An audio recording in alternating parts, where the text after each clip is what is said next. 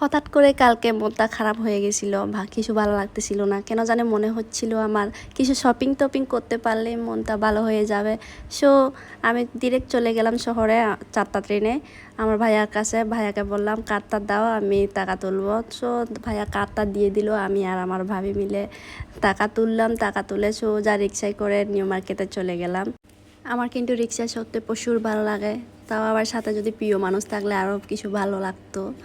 যাই হোক, আমি আর আমার ভাবি নিউ মার্কেটে চলে গেলাম। নিউ মার্কেটে গিয়ে আমার ভাবি হচ্ছে যে ভ্যান থেকে অ্যালিসার জন্য কিছু গেঞ্জি আর প্যান্ট দেখতেছিল।